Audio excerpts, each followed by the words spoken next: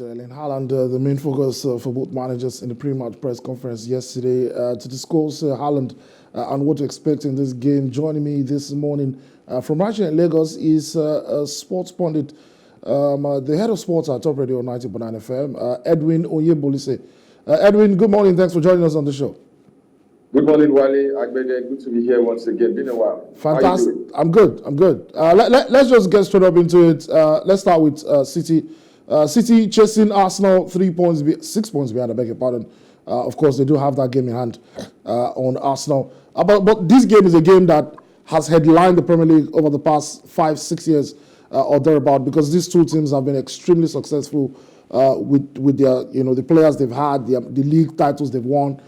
In fact, they're the last two teams, to have won the title. So this used to be the flagship game of the Premier League. Do you expect to see the level of quality that we've seen over the years today, considering that Liverpool are not at the level that they've been over the last 5-6 years? Yeah, so for today's game, there's a lot going for both sides. Like you said, it used to be the flagship game for the English Premier League. But right now, it's a different kind of game, but with the sole intention of one side trying to win the league and the other team trying to get into the top four. For City, they need to win every game from now to the end of the season to stand a chance of retaining their Premier League title and hope that Arsenal drop points along the way. And for Liverpool, they have Spurs in front of them. They have Manchester United to contend with. They have Newcastle United to contend with to finish in the top four. So while the dynamics of this game has changed, the end result for both sides still remains that we want to be competitive, we want to win the league, we want to qualify for the Champions League. So I'm expecting fireworks, I'm expecting entertainment, I'm expecting quality football. This game has always delivered on quality, it has delivered on goals, and sometimes controversy. So we shouldn't expect anything less. All right, with regards to goals, Manchester City have relied heavily on the qualities of their Norwegian striker, Erling Haaland, who's pumped in the goals, to be fair to him. Last time out, he set the record for highest number of goals in the season for Manchester City. His touch and goal today. Pep Guardiola was keeping his cards close to his chest yesterday, saying, look, Erling trained yesterday, but we're going to know today if he starts or not. If Haaland doesn't start today for Manchester City, do you think that takes a lot more than they would want from the quality that they'll be able to produce today, considering how many goals they scored for them?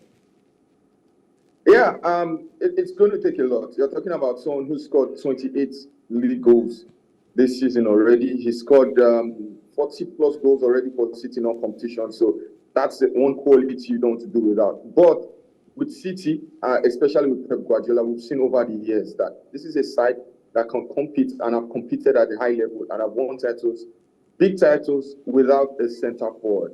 So it is easier for City to adapt like a team like, let's say, Bayern Munich, or a team like Barcelona or Real Madrid without their star forwards. City have shown that. They are fluid. They've shown that.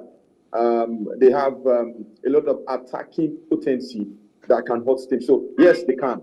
Haaland is going to be a big miss. But if I'm to put my money on a team that has the ability to adapt, that is City. KDB, we've seen him play as a false nine. We've seen Bernardo Silva. We've seen Phil Foden play as a false nine. So expect the unexpected from Pep. He's the master of surprises. And don't be surprised if Haaland starts today for City. All right, I was just going to mention there that Haaland is actually available. They don't just know if he's going to start or not. And by the way, Phil Foden is out for a couple of weeks. Picked up an injury over the international break. Let's quickly touch on Liverpool before we go on and talk about Manchester United, who are in action against Newcastle this weekend. For Liverpool, it's been a top this season. The first half of the season wasn't great. They seem to have picked up a little bit, but still one or two bad results here and there. The Real Madrid game easily comes to mind, where they were even 2 goals ahead, in fact. They come into this game, apart from trying to get back into Champions League places, like you rightly mentioned, they have to get a victory to get some confidence going, right? To remind themselves of the kind of ability that they have. Because when you're able to beat a team like Manchester City at the Etihad, then clearly, it should send confidence flowing across the squad. So, for Liverpool, I don't know if you agree that there's a lot more riding on a result for them today than just getting back into the top 4. Yeah, you're right. For Klopp and for City, sorry, for Pep and City, Jurgen Klopp has been his kryptonite. Each time he's faced City, or each time City have faced Liverpool, they sort of bring the best from Pep Guardiola's side. And more often than not, Jurgen Klopp has shown that he has the winning formula against Pep Guardiola. But the dynamics have changed. Remember the reverse fixture at Anfield where Liverpool were also on a bad run? They desperately needed a result. And they got that result thanks to Mohamed Salah's goal. So I'm expecting them to take this game to City. They have nothing to lose. I think City are under pressure. Yes, Liverpool are under pressure, but City are under more pressure to respond to Arsenal's dominance. So Liverpool have the wherewithal, they have the armories to hurt Manchester City, and I think they can. But they also have to be careful. This is a Liverpool side that has conceded goals with reckless abandon. Yes, they've had makeshift centre-back pairings, but nonetheless, in midfield also is a weakness for them. So they have to ensure that they play to their strength. And their strength is when they bump forward, when they are very direct. When Trent Alexander-Arnold is putting those long balls in, Mohamed Salah is direct, facing whoever fullback City has at left back. Cody Gakpo has come into his own.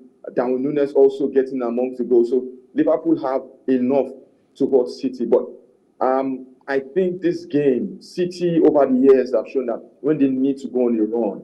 Now, there's no international football to break their momentum. From now to the end of the season, there's no distraction. So I think the experience City have shown the last 4 years, especially, that when they need to pull the chestnut out of the fire, they have the know-how to do it. So I think, yeah, City will get the victory, but Liverpool will make it really difficult for them.